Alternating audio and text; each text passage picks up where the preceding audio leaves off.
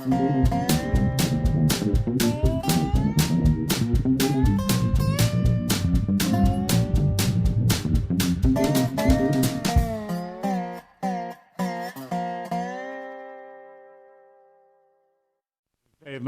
Monk, WAFT, Champaign, 90.1, your FM dial. And Dave on the board. So, Farmers Market was in action inside the mall at Lincoln Square. Very much in favor of that. It's a reduced number of vendors and no produce, because at this time of the year, unless you have very good greenhouses, you don't have products, the vegetable and fruit and the like to share. So reduced population of vendors, but a genuine group. And if you're going to do this sort of thing, it takes years to establish your venue. If you are going to do indoor malls, then people have to know that it's going to be there from 7 o'clock perhaps, or 8 o'clock in the morning to 1 o'clock to perhaps 3 o'clock. You have to establish your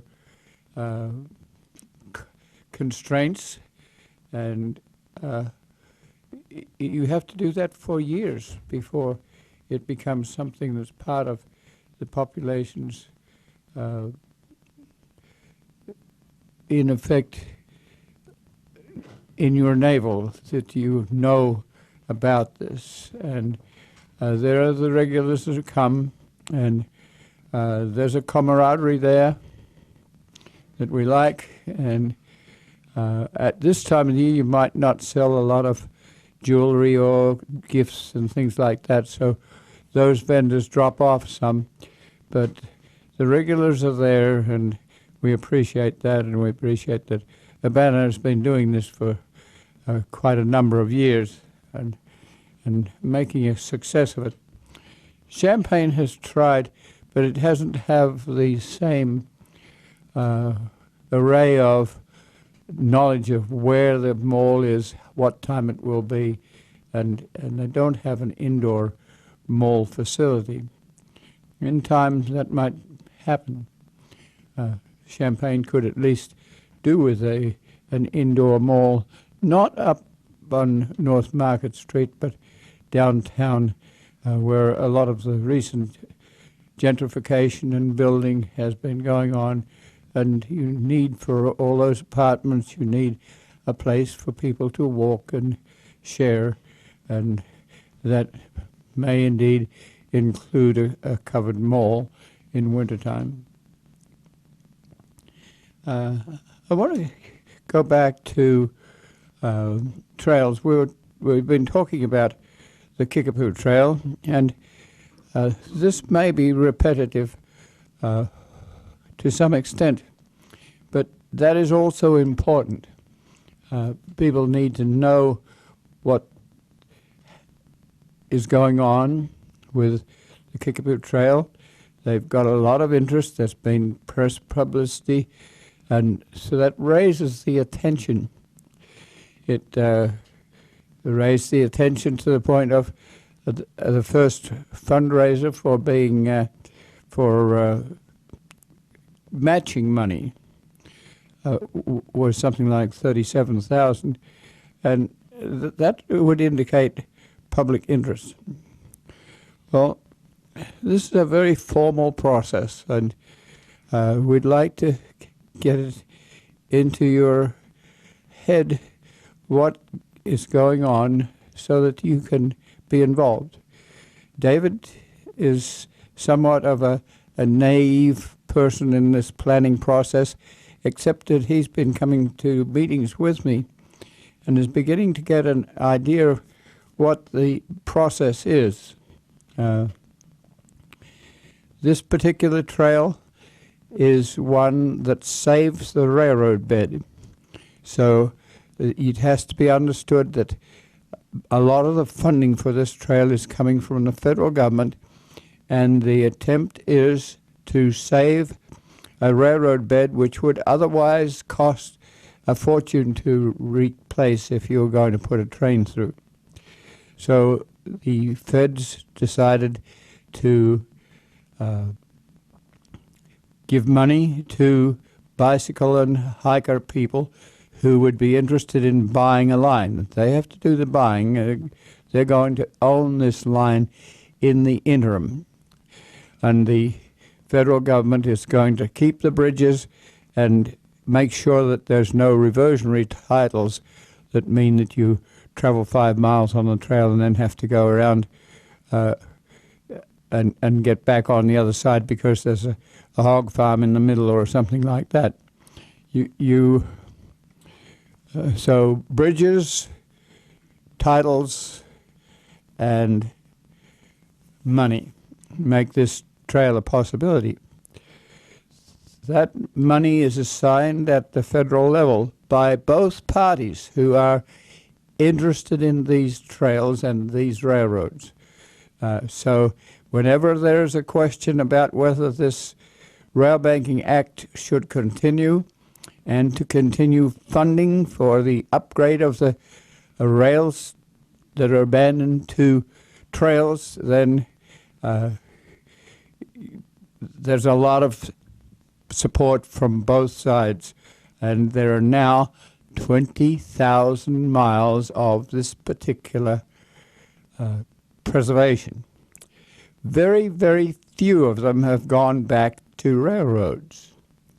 That's because we don't exactly know how to handle these beds yet. And so it's a precautionary measure to make sure that there are railroad corridors available if they're needed.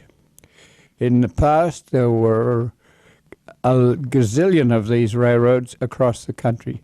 You, in effect, had to be within 8 miles of an elevator to be able to take a horse and cart and take your grain to an elevator. So there were railroads in the Midwest especially were parallel and at right angles. They crossed each other. So the country was networked with railroads. There was a major attempt to join the East Coast and the West Coast, and that meant that there were main lines that were beyond the servicing of elevators and people. So these are main lines. So at the moment, the railroad emphasis has been on main lines. If you're going to bring in shipping containers from other countries like China to LA, then those containers can be loaded onto special trains that don't disconvolvulate. They are maintained so that you put shipping pods on them. They can go to Chicago or New York and even go to Europe. This is mainline stuff. So you're talking about railroads that have 135-pound rail. That means that 1 yard of rail will weigh 135 pounds. That railroad is in good condition usually. It is on rail that is welded. That means that the track between New York and Los Angeles is probably pretty much rail. You don't any longer have that clickety-clack, clickety-clack, clickety-clack that you hear about in railroad songs. It's mainline stuff. Those main lines often have tunnels, and the tunnels aren't high enough to allow for double-dumped shipping containers. So from Virginia to Chicago, there have been perhaps 20 tunnels that have been raised so that they will take double-dumped shipping crates. that cuts down the time from Virginia to Chicago by 2.5 hours. This is servicing mainly freight. Where there is people moving, there's an attempt to put a parallel track so that the people movers, which don't make money, can be passed by freight trains that do make money. So there are a lot of people who want to encourage rail traffic for people, and that's legitimate, but the freight organization wants to make sure that $1 million train doesn't have to stop and then start again, and so it goes straight through. And often if you're going to Chicago and you have to sit on the side for a while, you'll know that you're being passed by a freight train. And so locally we have a modestly fast track. It's not 250 mile an hour. It's about 114 mile an hour. So it's a quasi fast track between Chicago, Bloomington, and St. Louis. Now that track is being completed as a double trackage. So that's where you have major traffic. In the Chicago area, there's been an attempt to take away the sense that you have to take a train into Chicago and then back it out. So there's been ring railroads around Chicago to allow a train to go from Michigan to Wisconsin without having to go into downtown Chicago and block traffic and just find an inefficiency and that has been replaced with a ring railroad. Some of these main lines are used extensively, some of them are not. They're decapitated. That means that they're left there, and some of those can become useful for trail developers who like to take that embankment and convert it into a trail with vegetation and interest on it. That's happened in New York, it's happened in Chicago, and it's happening in other places. So sometimes the railroad that went into a gravel pit or mine that's obsolete, then that line is backed off, and those lines can become somewhat permanently park districts. Now, you have to know that railroads have to pick up freight. Some of it is still traditional. It comes on trains that are pushed together like coal and grain and other heavy materials like gravel. Those trains are pushed together in a traditional manner. Sometimes they're not pushed together. They come as an empty train with 125, perhaps more, freight cars that have been filled with coal. They arrive at a coal mine, and they're on a circuit so that they can be filled from hoppers easily, and the train goes on a little, and another car, and it's filled. So those trains don't necessarily get to be disconvolvulated.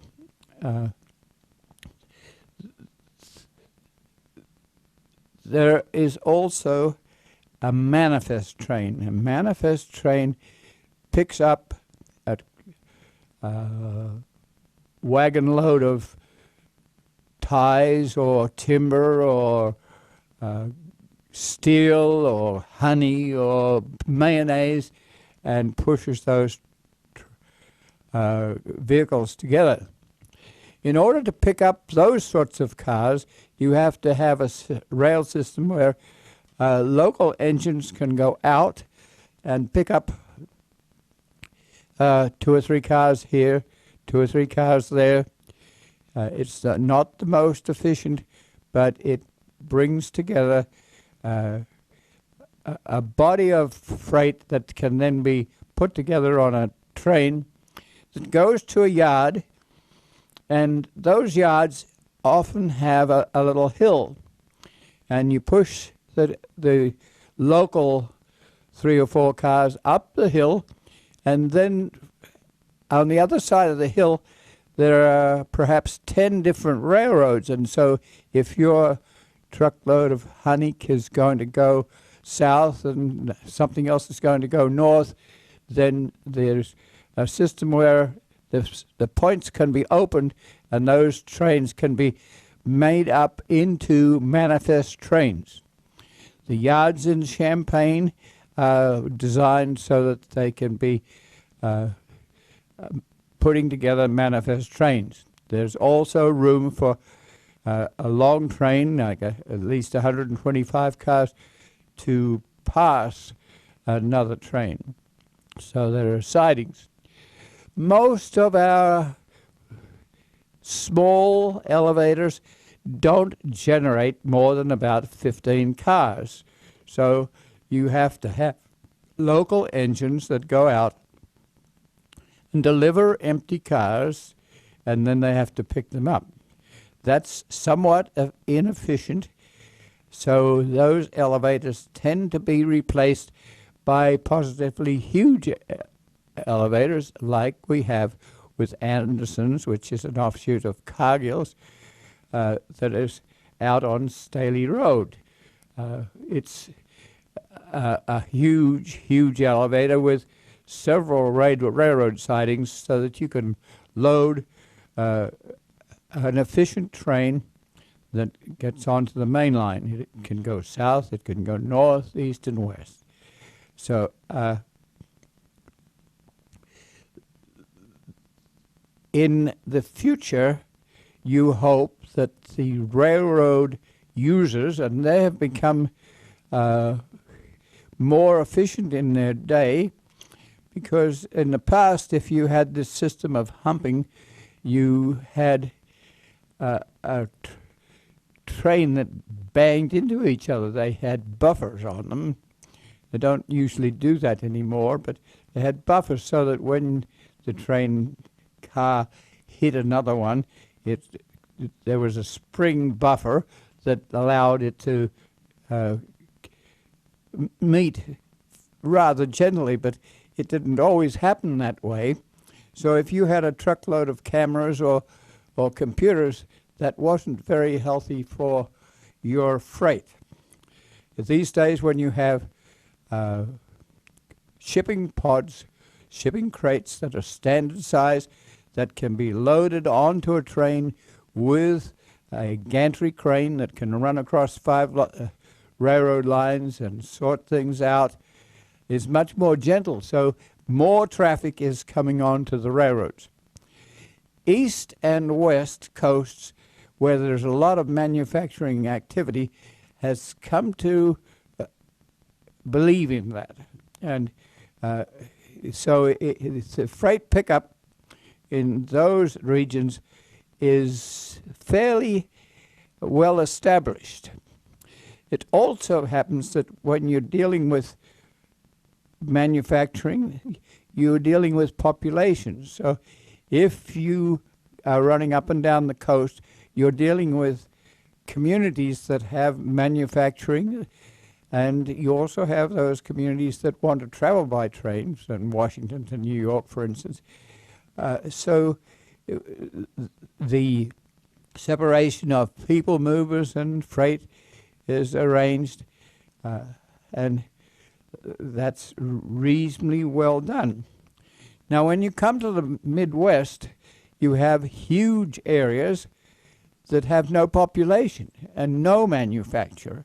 So as of yet, we haven't got those short lines that provide freight accumulation fairly simply and efficiently. Often, if it's heavy freight, you need to have a welded rail.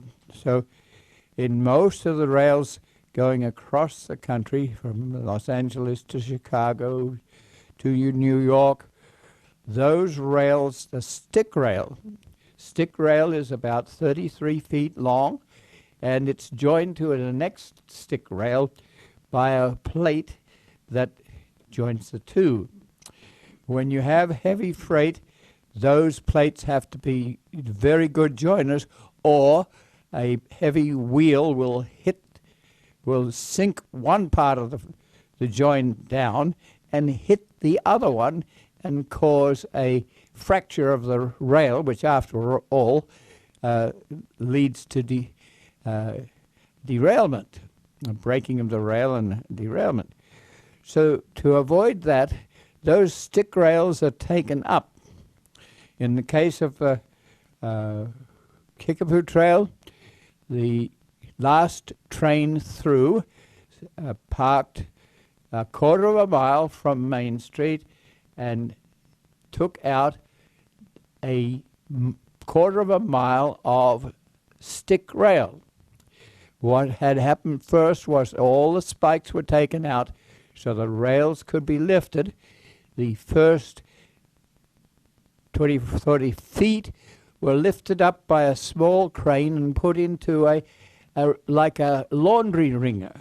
And then that rail was wound onto a train that was a quarter of a mile long, and it had shelving for a quarter mile of stick rail. Those stick rails then accumulated. The train moved on to the next quarter of a mile, and then the next amount of rail is accumulated.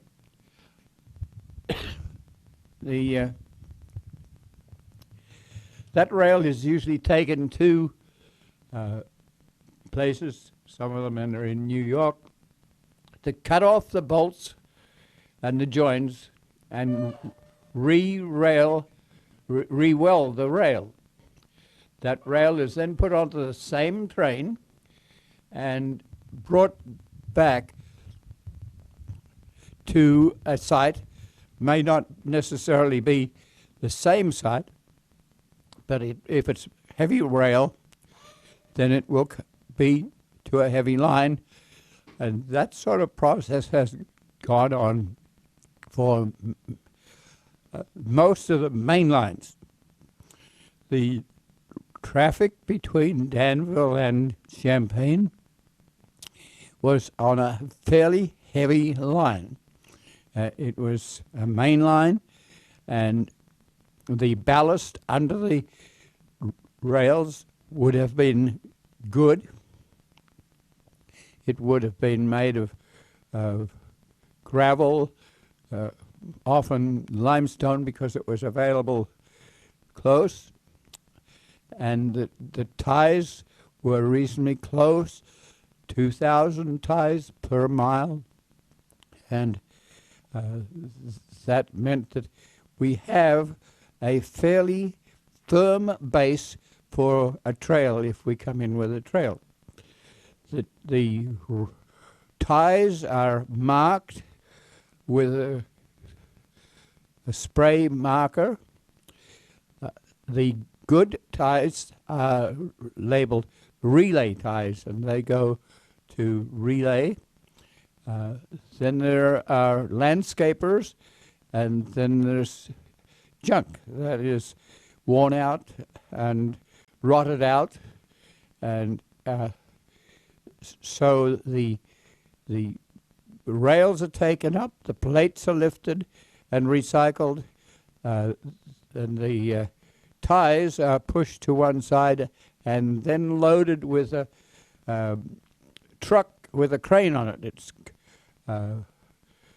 It's operated with a man, usually a man sitting above the cab of the truck, and the crane can reach out and pick up 6 or 8 ties at once and load them onto its own semi-trailer or truck.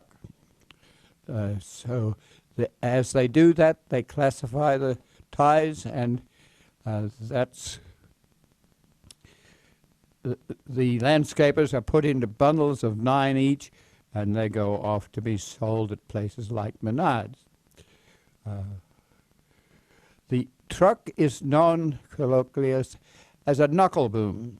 It's the sort of truck that is used for moving lumber. It's got several uses, but it certainly is involved in railroad demolition. You're left with a railroad bed, in the case of the Kickapoo Trail, a fairly good railroad bed, a fairly wide railroad bed, and it's suitable for reuse. So our rail bed, if you consider the cost of same, we tried to buy 1/4 of a mile of stick rail to keep it on the bridge in Vermilion County, because the rail itself actually contributes to the construction strength of the bridge. And so we wanted to buy that to preserve it.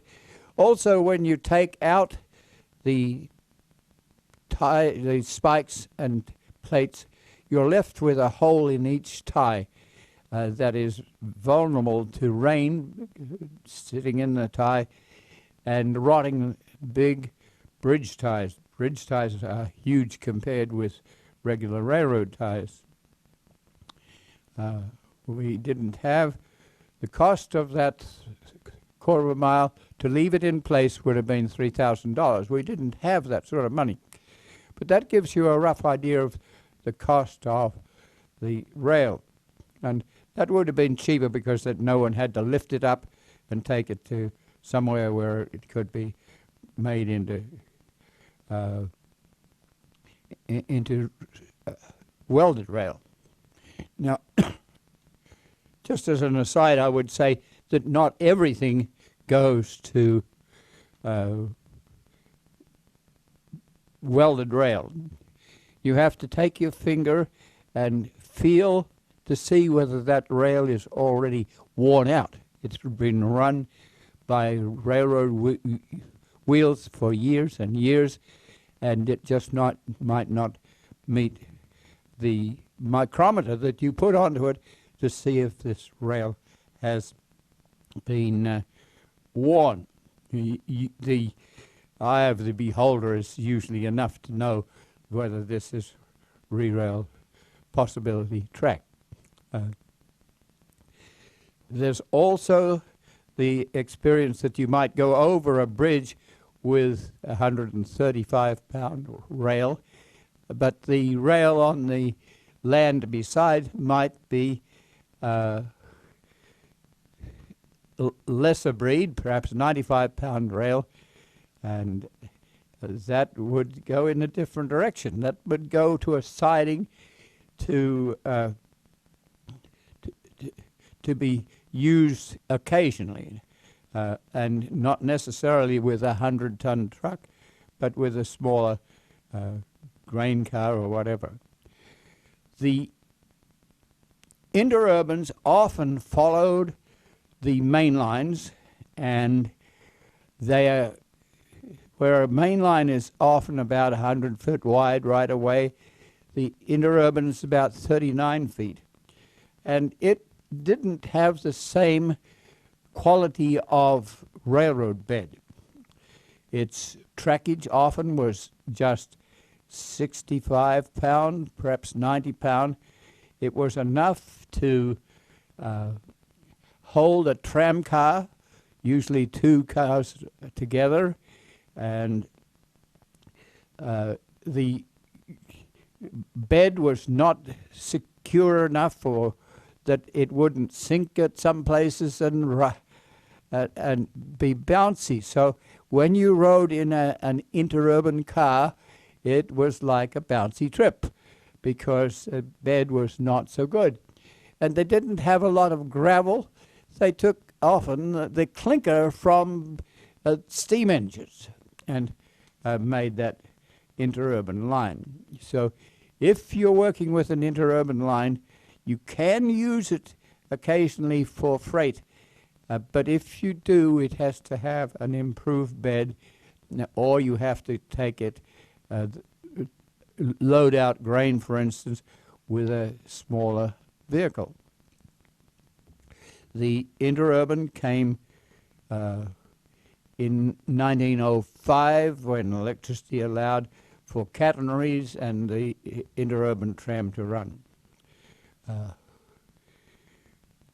Now, it lasted till about 1956 when, by that time, people had come back from World War II. They had been driving tanks and vehicles, and it was much more convenient to have cars, so the interurbans became out of date, and they were retired. The main line came in the late 50s, 1850s, and it has continued until deregulation in about the 1980s, when railroads were being abandoned at a rapid rate.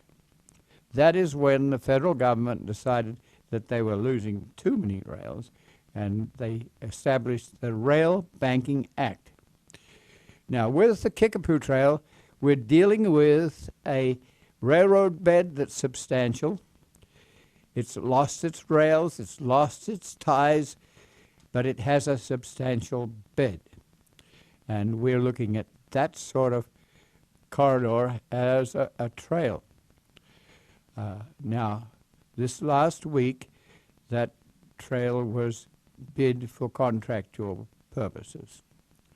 And that's what I want to say something about now. So I hope you understand the railroading situation so that you can then look at the bicycle way situation and the hiking situation. These railroads went through towns like St. Joe, and when you went through a town, there was always 1, 2, 3, 4 lines that were for the sidings to store cars, have them filled gradually with grain or whatever, and for unloaded, if you had to unload a ton of freight or something like that, you had to have time to do that. And there would always be a yard, like at a Banner or Danville, where there would be a local couple of engines that would go out and pick up your car from those sorts of areas. Now, those areas become somewhat of interest locally because they can be bought for other purposes. But if you're thinking about railroading, you probably would be kind enough to keep those sidings intact. Now, I probably should say something about bridges. Bridges come in various kind. Some are fully truss bridges. They are like you put down steel and there's no superstructure. You have a trestle approach. It might be a quarter of a mile long of embankment and then trestle so the river could run underneath. No superstructure. The other form of bridge is a truss bridge, where you create a superstructure that goes up in the sky by perhaps 15, 20 feet, and it more or less hangs a bridge underneath. So many of our bridges are truss bridges. From a bicycle point of view, if those bridges are lost, the cost of replacing them is huge. So if you lose a bridge, for example, as it happened in the Chicago area, it cost $2 to $3 million to put back the bridge and continue your bicycle trail. So we do have structures other than beds, and we do have bridges that have on them bridge ties, and the plan that we deal with has to deal with from a Banner to St. Joe, and there is a truss bridge. Now, you also have to know how to handle those bridges. If you have a wooden truss, or not a truss, or a wooden approach, you can always, if you catch the bridge afire, which sometimes happens, you can replace the wood. If it's a new bridge, as the one at St. Joe is, it's a metal bridge. And if it burns, the ties burn on it, then it is prone to be buckled, and you have to replace the whole bridge. If you want to have people walk across these bridges, you either have to put a tie between a tie, or you have to put a bridge down on top of a bridge. That's because most people who walk over a high bridge freak out because it's so far down there that they've never been used to doing that. People who walk across bridges regularly get used to it and they don't worry.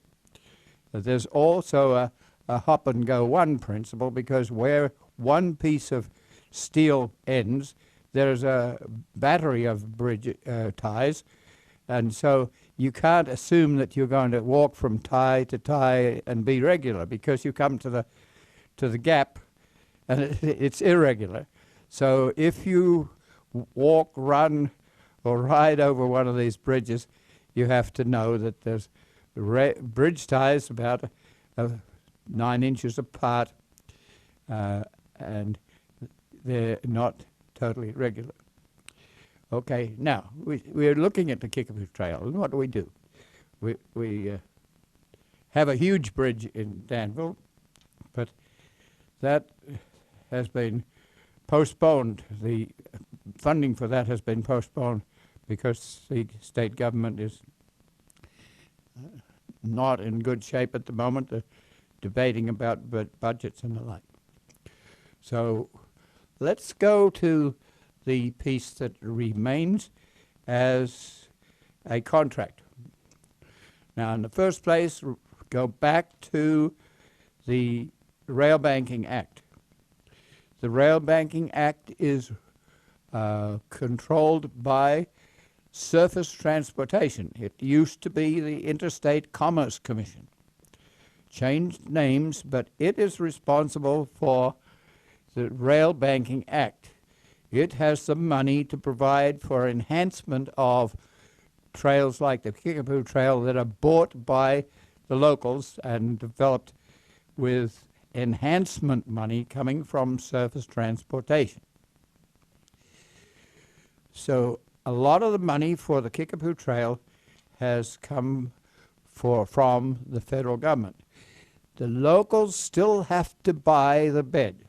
If one of the advantages of the Rail Banking Act is that the corridor can come back to railroading. If you want to put a road back from that fast track from Chicago to St. Louis, then from Bloomington to Indianapolis could be re-railed. So you don't want to destroy the railroad opportunity. You're hoping you have it for perhaps 100 years. It's called an interim trail use. And the railroaders have the right to come back in and say, I would like to go to take a short line to Fool's Elevator, for instance, and bring in grain from Fool's Elevator. In the absence of a railroad, Fool's Elevator takes its grain to Sydney, quite a few miles away, where it can be loaded onto a main line. But that opportunity is there. So we don't want to destroy the bridges. We don't want to destroy the sidings. And the elevators are still there. We would like to see that some of those elevators didn't have to spend 4 gallons a mile to take grain to a railhead. But that happens a lot. And as the cost of fuel has gone down, so that is happening more than it used to. So there's not the fear that the railroad would come back in to pick up grain. But if things change in the Middle East and if things change with fracking and there's not a surplus of fuel energy, then that may change. No big problem. We have a trail potential. And in this case, we have a trail that has been planned. Okay, we're back to surface transportation. It provides enhancement money, and that goes to the State Department of Transportation. The State Department of Transportation is in charge of hiking and biking, which is an alternate form of transportation. They take some administrative amount of that money, and they are also working with the Department of Natural Resources, which has a bikeway and greenway division, which controls the trails in the state of Illinois. So federal money to State Department of Transportation to Department of Natural Resources. The planning for this trail is usually done by professionals, often contracted out to give a contractor an idea of every inch of soil that's going to be pushed around, or every piece of concrete that's going to be put in, or every drain. That plan usually comes to the region. In our case, the region is Paris, Illinois. And the region has something to say about specific things like particular bridges, and the region tries to get hold of the people who own the railroad bed. In this case, the Forest Preserve District in Champaign County and the Vermilion County Conservation District have bought the line. They've had to do some loaning and some bonding to get hold of that, but they bought it from CSX, which bought it from Conrail, which was the active operating line. Those plans are fairly well established. They're according to the rules of the game set up by engineers, and there's an organization called AASHTO, the Association of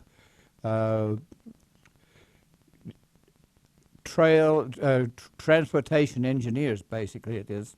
And so we have a corridor which is basically 100 feet wide with a ballast in the middle. The railroad, when it put in trails, does it in a linear fashion. They have a crane that lifts stick rail, and we've described how you take up rail. Well, you put rail down in something the same way. You have a train that comes through and it moves forward. You put down rail, and then very shortly you move on to that rail.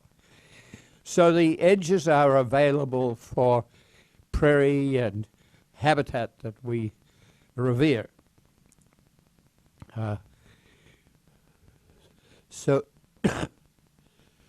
we're thinking about this one trail, but we're also thinking about how it relates to from Danville to Decatur to Clinton and to the region. So we have to figure out how this rail bed will drop into Danville, and it drops into Kickapoo State Park, thus the name Kickapoo Trail.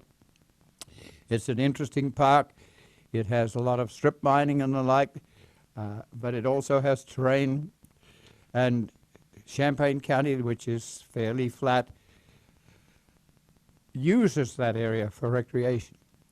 At the other end, you have a yard owned by Norfolk Southern, which is part of how we might get across Champaign-Urbana to Monticello or to Bloomington. So at the moment we're talking about one segment, but I want you to understand that this one segment relates to a lot more segments. and it might take many years to establish them. So this particular effort runs from Route 130 next to Walmart in Urbana to downtown St. Joe. It involves one truss bridge.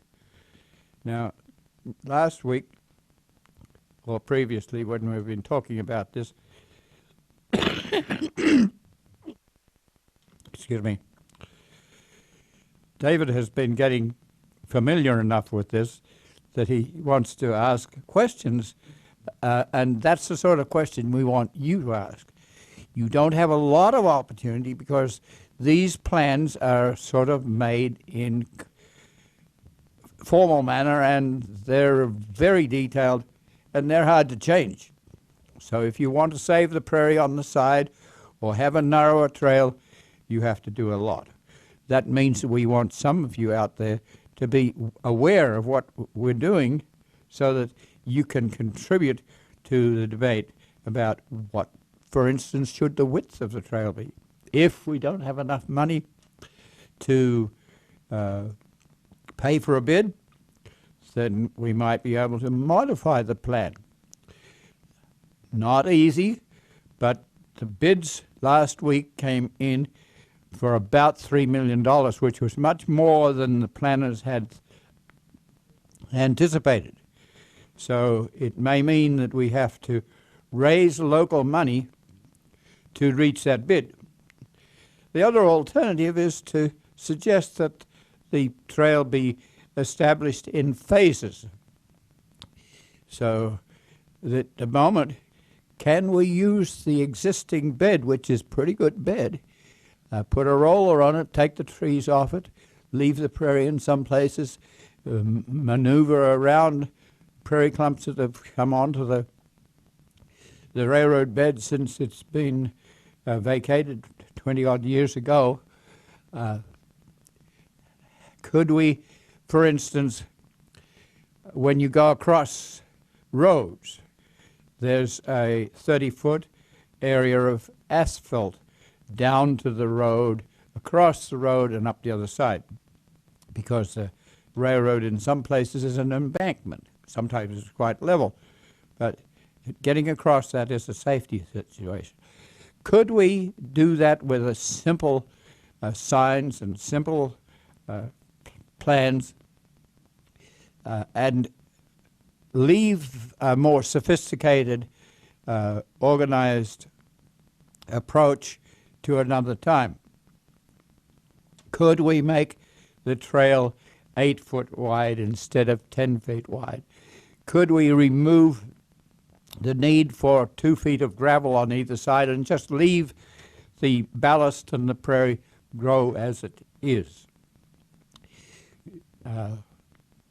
Do we leave the trees that have grown, and that may not be a part of the process? One of the questions that David has is about the gravel or the bed surface. So in your apparent naivety of this trail, as we're talking to other people, what might be a question that you have?